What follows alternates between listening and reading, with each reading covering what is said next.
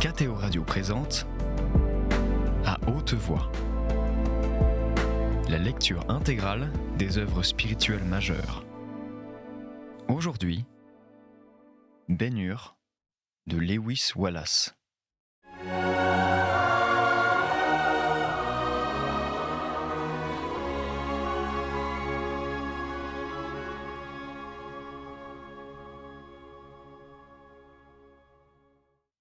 Chapitre 9.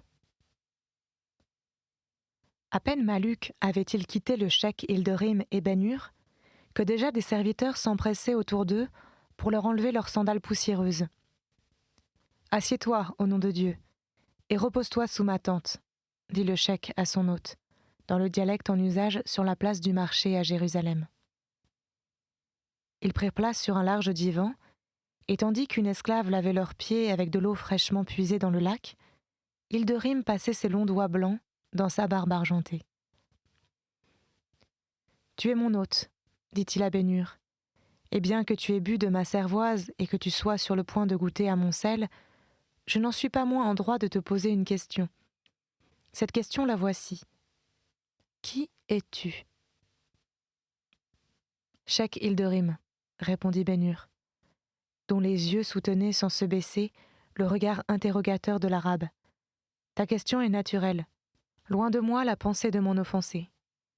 Mais dis-moi, je te prie, s'il ne s'est point trouvé de moment dans ta vie où tu aurais commis un crime envers toi-même en répondant à une semblable demande.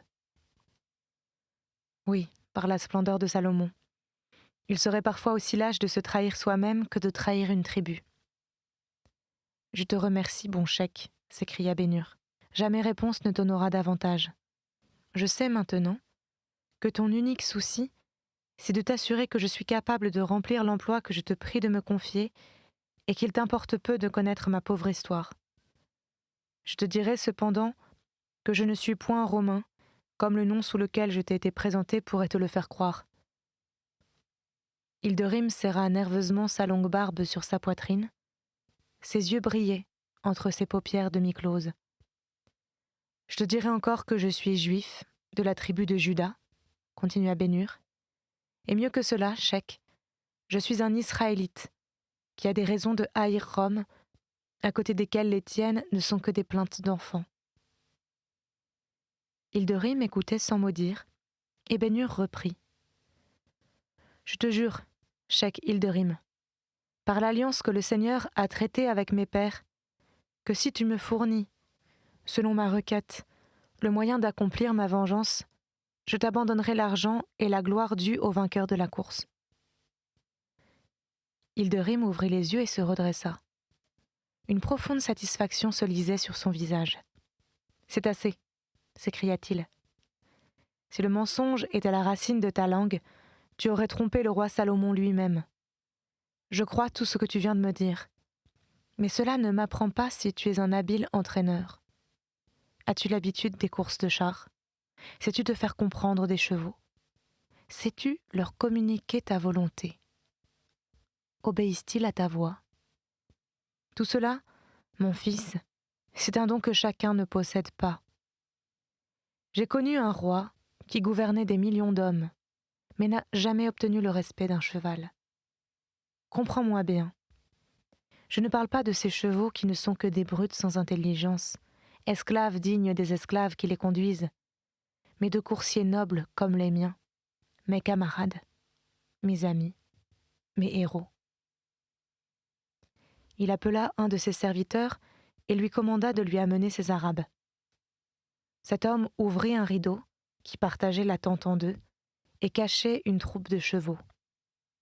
Ils semblaient hésiter à avancer, comme s'ils n'eussent pas été certains d'y être invités. « Venez, » leur dit Hilderim. « Pourquoi restez-vous en arrière ?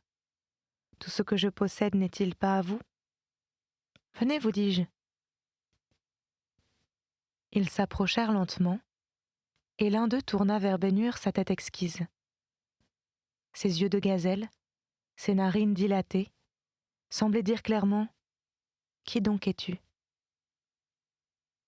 Le jeune homme reconnut un des admirables étalons qu'il avait admirés sur le champ de course et lui tendit sa main ouverte alléchée.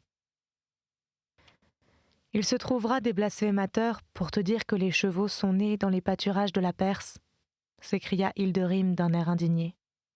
Ne le crois pas. Dieu donna au premier Arabe une vaste plaine sablonneuse, d'où s'élevaient quelques montagnes arides, et où se rencontraient çà et là des sources d'eau amère, en lui disant « Voilà ton pays ». Le pauvre homme se plaignit au Tout-Puissant, qui en eut pitié, et lui dit encore « Réjouis-toi, car tu seras 2 fois béni entre les hommes. » L'Arabe l'entendit, et après l'avoir remercié, il se mit à la recherche des bénédictions promises. Il fit d'abord le tour des frontières de son royaume, et ne trouva rien. Puis il traça un sentier dans le désert, et s'y enfonça toujours plus avant. Enfin, au cœur de cette grande étendue désolée, il trouva une oasis de verdure, belle à voir. Et voici dans l'oasis paissaient 2 troupeaux, l'un de chameaux, l'autre de chevaux. Il les considéra comme le meilleur des dons de Dieu, ce qu'ils sont réellement, et en prit grand soin. C'est de cette verte oasis que les chevaux se sont répandus sur toute la surface de la terre. Si je suis roi dans le désert, fils d'Israël, tu vois mes ministres. Enlève-les-moi, et je serai semblable à un de ces malades que les caravanes déposent au bord des grands chemins afin de les y laisser mourir. Je pourrais te raconter les hauts faits de leurs ancêtres. Il me suffit de te dire que sur le sable et sous la selle, ils n'ont jamais été dépassés, que jamais personne n'a pu fuir devant eux, mais qu'ils viennent d'être attelés pour la première fois, et que dans ces conditions, je ne suis pas certain de leur succès, à moins qu'ils ne trouvent leur maître. Fils d'Israël, si tu es cet homme-là, je te jure que le jour où tu es arrivé ici aura été un jour heureux. Parle-moi maintenant de ce que tu sais faire. Je ne voudrais pas, bon cheikh, que tu me jugeasses seulement d'après mes paroles, car comme tu le sais, les promesses des hommes trompent souvent. Confie-moi tes 4 étalons de main, et laisse-moi les essayer sur un terrain plat. La figure d'Hilderim rayonnait. Il allait parler, mais Bénur lui coupa la parole. « Encore un mot, bon cheikh, s'écria-t-il. J'ai appris bien des choses dans les arènes de Rome, sans songer qu'elles me seraient utiles un jour, dans une occasion semblable à celle-ci. Je puis t'assurer que tes fils du désert, bien qu'ils possèdent séparément la vitesse de l'aigle et la force du lion, échoueront dans la lutte si je ne parviens pas à leur apprendre à s'enlever avec ensemble. C'est ce qui est arrivé aujourd'hui à leur conducteur. Peut-être n'arriverai-je pas à un meilleur résultat. Mais si je réussis à les entraîner convenablement, s'ils m'obéissent tous les 4, comme s'ils n'étaient qu'un seul et même animal, alors je te le jure, tu auras les sesterces et la couronne, et moi, ma revanche. Et maintenant, qu'as-tu à me répondre ? Je dis, fils d'Israël, que je me suis formé de toi une opinion favorable, et que demain, dès le matin, tu auras mes chevaux pour les essayer. À ce moment, on entendit du bruit à l'entrée principale de la tente. « Ah !» s'écria le cheikh. « Le souper est prêt, et voilà mon ami Balthazar qui arrive. Quant à vous, ajouta-t-il, en se tournant vers les domestiques, emportez ce coffre et faites rentrer mes bijoux dans leur appartement. »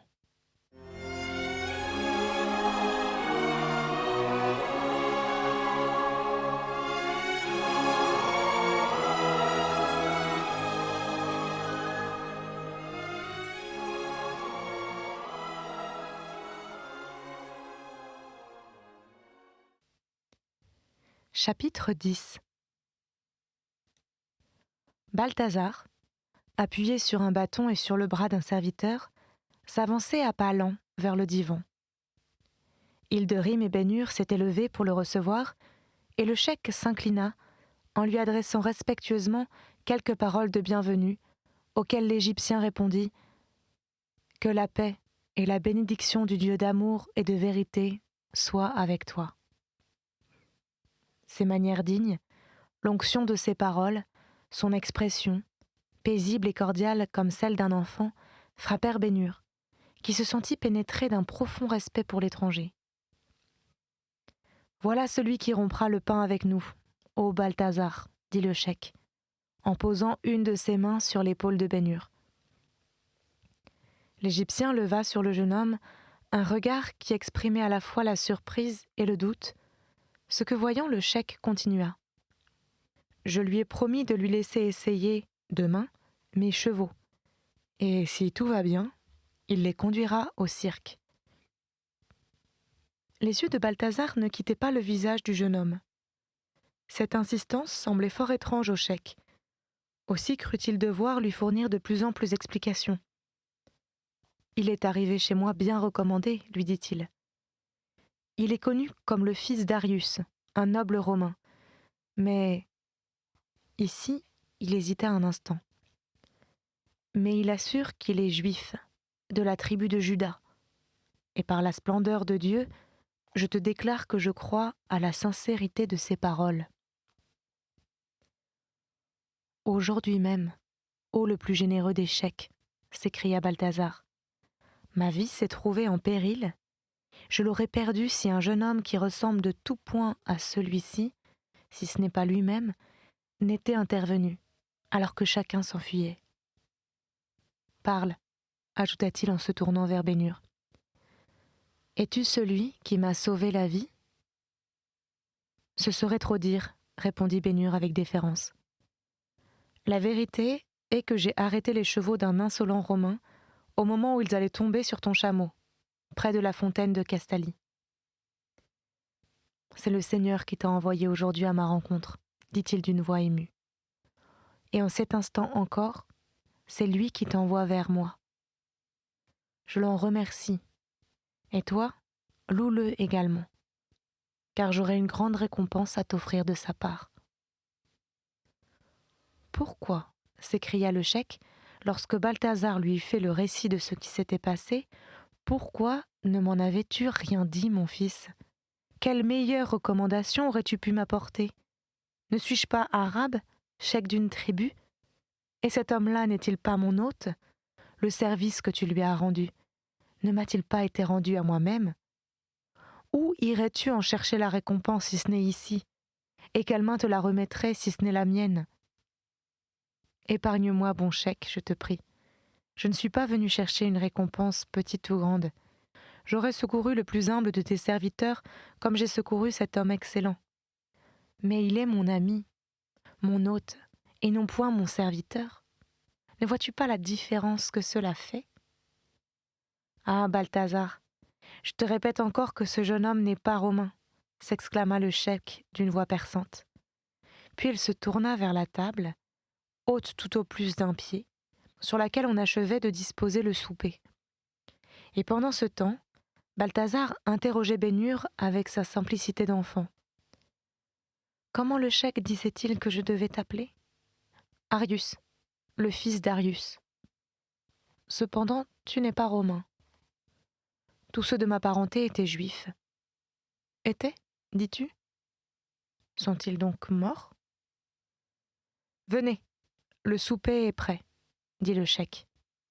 Et Bénur, soulagé de ne point avoir à répondre à cette question, offrit son bras à Balthazar pour le conduire à la table, autour de laquelle ils s'assirent à l'orientale, sur 3 tapis. Après qu'ils se furent lavés les mains, Hilderim fit signe au serviteur de se tenir immobile, et la voix de l'Égyptien s'éleva, vibrante d'émotion, pour cette même prière que jadis, au désert, Gaspard le grec, Melchior l'Indien, et lui, avaient prononcée en même temps, chacun d'eux dans sa propre langue. Père de tout ce qui vit, Dieu, tout ce que nous avons vient de toi. Reçois nos louanges et bénis-nous, afin que nous puissions continuer à faire ta volonté.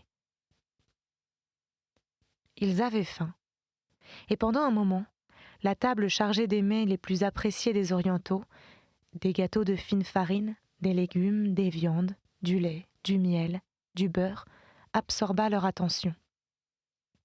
Mais quand ils eurent terminé leur repas et lavé encore leurs mains, Ils se sentirent plus disposés à causer et à écouter. Les grandes ombres que les montagnes projetaient sur le jardin des palmes, au coucher du soleil, ne permettaient pas au crépuscule de durer longtemps, et la nuit succédait presque immédiatement au jour. Ce soir-là, l'obscurité se fit de bonne heure dans la tente. Aussi le cheikh fit-il bientôt apporter 4 grands chandeliers de cuivre. Ces chandeliers avaient 4 branches, et chacune d'elles supportait une lampe d'argent allumée et une coupe contenant une provision d'huile d'olive. À cette lumière brillante, les 3 hommes reprirent leur conversation en cette langue syriaque familière à tous les peuples de l'Orient. L'Égyptien, sollicité par le cheikh, raconta l'histoire de sa rencontre, dans le désert, avec le Grec et l'Indien.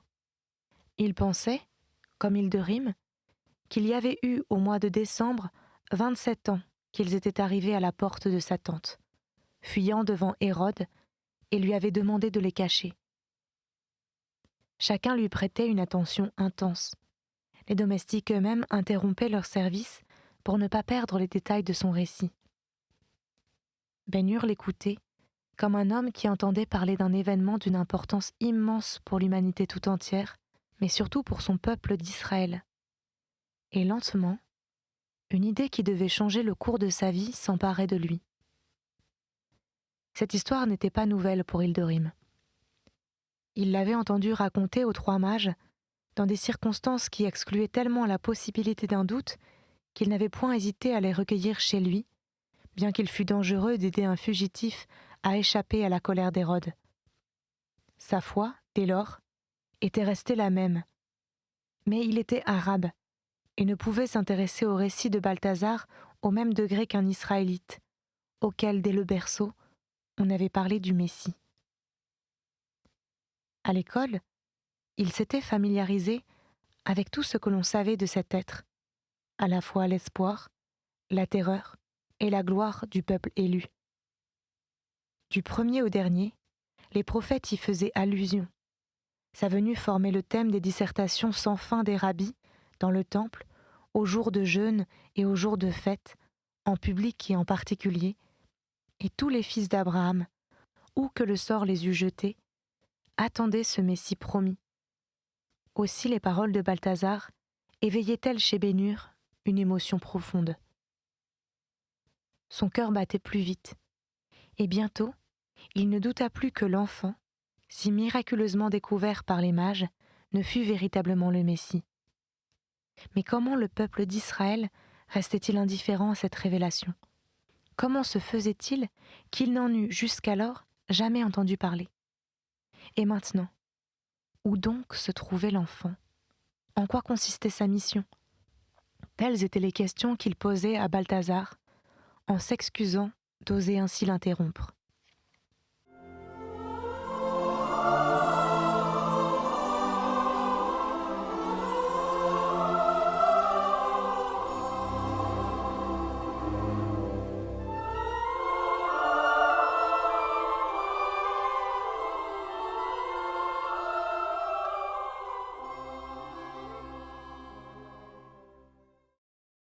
Chapitre 11. « Que ne puis-je te répondre » s'écria Balthazar. « Si je savais où le trouver, je me rendrais auprès de lui sans perdre un instant. Ni la mer, ni les montagnes ne m'arrêteraient. »« Tu l'as donc cherché ?» demanda Ben-Hur. Un sourire passa sur le visage de l'Égyptien. « Si je l'ai cherché ? La tâche que j'assignais à ma vie, lorsque j'ai quitté l'asile que j'avais trouvé au désert, consistait à découvrir ce qu'était devenu l'enfant. Mais bien qu'une année se fût écoulée, je n'osais pas retourner moi-même en Judée, car Hérode y régnait encore d'une façon plus sanguinaire que jamais. J'avais en Égypte quelques amis. Ils crurent aux choses merveilleuses dont je leur parlais et se réjouirent à la pensée qu'un Rédempteur venait de naître. Quelques-uns d'entre eux se chargèrent de s'informer de l'enfant à ma place. Ils se rendirent d'abord à Bethléem et trouvèrent facilement l'hôtellerie et la caverne. Mais l'intendant qui se tenait à la porte la nuit où nous arrivâmes, conduit par l'étoile, n'y était plus, et personne ne savait ce qu'il était devenu. Cependant, ils ont certainement recueilli quelques preuves de la réalité des choses que tu racontais, dit Bénur en s'animant. Oui, des preuves écrites avec du sang. Un village en deuil, des mères pleurant leurs petits-enfants. Il faut que tu saches que lorsque Hérode apprit notre fuite, il envoya tuer tous les petits-enfants de Bethléem, aucun n'échappa. Mes émissaires furent confirmés dans leur foi en mon récit, mais ils revinrent me dire que l'enfant était mort, massacré avec tous les autres innocents. « Mort » s'écria Bénur épouvanté. « Mort, dis-tu » ? « Non, mon fils, ce n'est point moi qui le dis, c'est là ce qu'il me rapportait. Mais je ne le crus point alors, et je ne le crois pas davantage aujourd'hui. Je vois que tu as reçu à son sujet une révélation spéciale. »« Non, ce n'est pas cela, dit Balthazar en baissant les yeux. L'esprit nous a conduits vers l'enfant, mais pas au-delà. Après avoir quitté la caverne, la première chose que nous fîmes, ce fut de lever les yeux pour chercher l'étoile. Elle avait disparu, et nous comprîmes que nous étions laissés à nous-mêmes. La dernière inspiration de l'Esprit Saint, la dernière dont je me souvienne, fut celle qui nous envoya demander un asile à Île-de-Rym. « Oui, dit le cheik, qui tiraillait sa barbe d'une main distraite. Tu me dis que vous m'étiez tous trois envoyés par l'Esprit, je m'en souviens. »« Je ne sais rien de certain, continua Balthazar. Mais si vous voulez m'entendre, je vous dirai les raisons que j'ai de croire que l'enfant est vivant. » Île-de-Rym et Bénur firent tous deux un signe d'assentiment, et les domestiques, aussi intéressés qu'eux, se rapprochèrent du divan afin de mieux écouter. Nous croyons tous trois en Dieu, et nous savons qu'il est la vérité. Les collines pourront tomber en poussière, et les vents du midi dessécher les mers, mais sa parole durera éternellement, car sa parole est la vérité, reprit Balthazar, d'une voix dont l'accent solennel impressionna profondément son auditoire. C'est lui-même qui me parla, près du lac, en me disant « Béni sois-tu, ô fils de Mizraïm, la rédemption s'approche. » Avec deux autres hommes, venus des confins de la terre, tu verras le Sauveur. Je l'ai vu, en effet, que son nom soit béni. Mais la seconde partie de la promesse n'est point accomplie. La rédemption est encore à venir. Comprends-tu maintenant pourquoi l'enfant ne peut pas être mort ? S'il l'était, il n'y aurait plus personne pour l'accomplir. La promesse serait vaine, et Dieu serait... Non, je n'ose prononcer ce mot, s'écria-t-il avec un geste d'horreur. L'enfant est né en vue de la rédemption. Et tant que son œuvre n'est point accomplie, il ne saurait mourir. Voilà une des raisons pour lesquelles je le crois vivant. Écoutez les autres. C'était À haute voix, une émission de KTO Radio. Aujourd'hui, Bénur de Lewis Wallace. Lecture, Marie Rambaud. Captation et réalisation, Aymeric Plouinec et Thibaut Dagalier. Une émission disponible en podcast sur ktoradio.com et sur l'application KTO Radio.